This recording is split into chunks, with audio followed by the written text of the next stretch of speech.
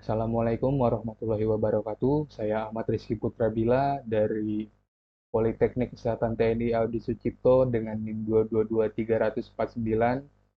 Saya ingin menjelaskan tentang mata kuliah statistika, yaitu pengujian hipotesis deskriptif. Apa sih hipotesis deskriptif? Hipotesis deskriptif merupakan adalah pernyataan atau dugaan sementara yang menjelaskan suatu fenomena atau keadaan tertentu berdasarkan pengamatan awal dalam penelitian. Hipotesis deskriptif bertujuan untuk menggambarkan karakteristik atau distribusi suatu variabel tanpa menjelaskan hubungan atau pengaruh antar variabel. Hipotesis yang menyatakan tentang nilai suatu variabel mandiri dan tidak membuat perbandingan atau hubungan.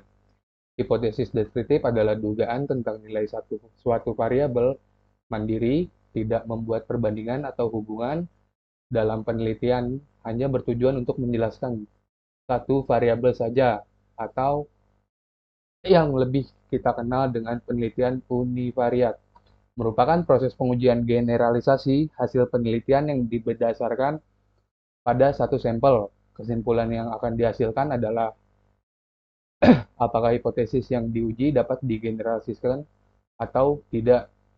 Bila H0 diterima berarti dapat digeneralisasikan, dan begitu pun sebaliknya. Pengujian hipotesis deskriptif. Uji hipotesis deskriptif merupakan uji T-tabel dan uji Z-tabel dalam statistik. Uji T-tabel dan Z-tabel digunakan untuk menguji hipotesis dalam statistik inferensial.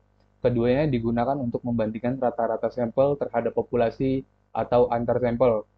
Ukuran uji tabel Z umumnya digunakan untuk ukuran sampel yang lebih besar, N lebih besar dari 30, di mana distribusi sampel dianggap mendekati distribusi normal berdasarkan teorema limit pusat.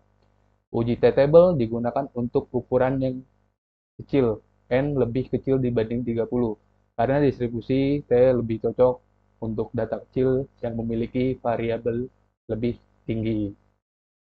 Di sini ada contoh soal.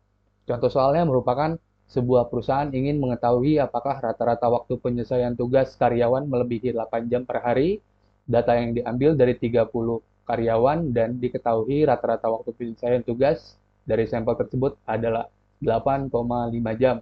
Dengan simpangan baku atau populasi 1,2 jam, gunakan tingkat signifikan 5%, yaitu 0,05.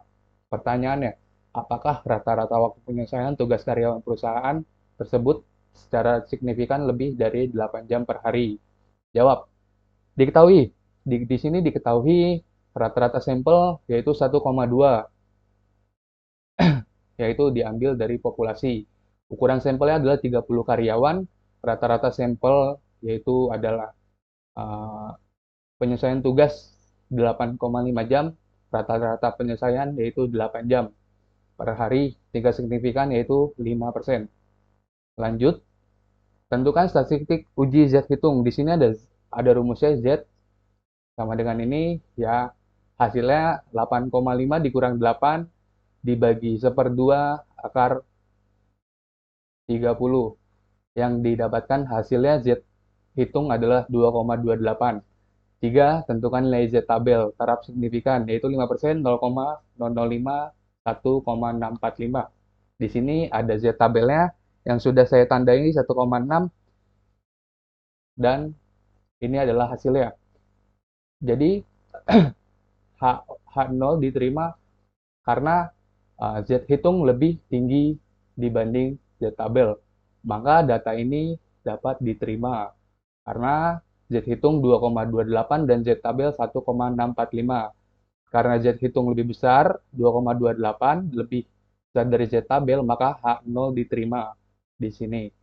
Kesimpulannya, dengan tingkat signifikan 5%, terdapat cukup bukti untuk menyimpulkan bahwa rata-rata waktu penyelesaian tugas karyawan secara signifikan lebih dari 8 jam per hari. Ya, data ini diterima karena Z hitung lebih besar dibanding Z tabel. Ya, sekian dari saya menjelaskan tentang cara penyelesaian uji hipotesis deskriptif. Ya, kurang lebihnya mohon maaf. Assalamualaikum warahmatullahi wabarakatuh.